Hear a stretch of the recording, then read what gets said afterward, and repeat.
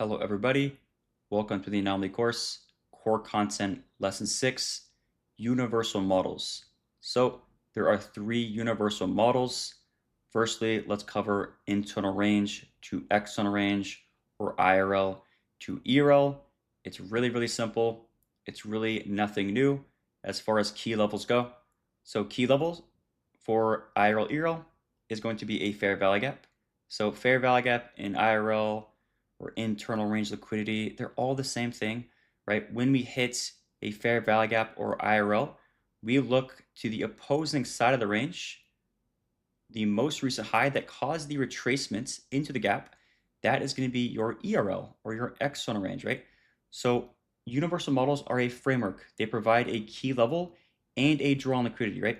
The fair value gap as your key level, the draw on liquidity as the retracement high, or the high that caused price to go into the gap, right? Pretty simple. Now, secondly, let's go over ERL to IRL. Again, really simple. This is when price trades into a key level, which is going to be a high or a low, or in other words, external range liquidity. Once we trade into external range liquidity, we get a new phase of price, right? Expansion retracement. Where does price retrace into?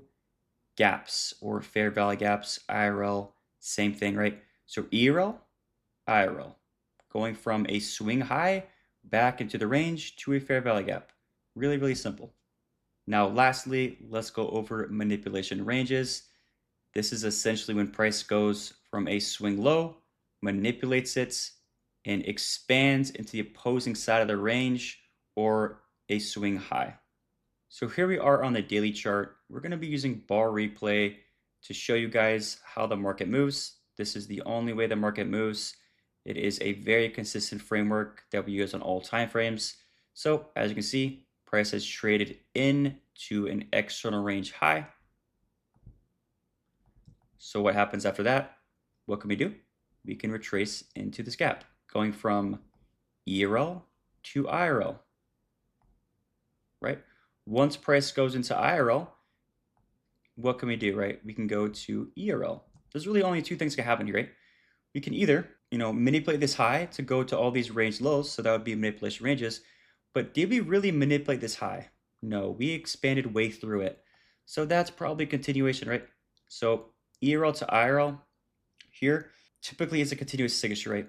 So once it gets to IRL, then we go from IRL to ERL, right? And now we're going to see what happens when we get this high. So boom, we get to this high.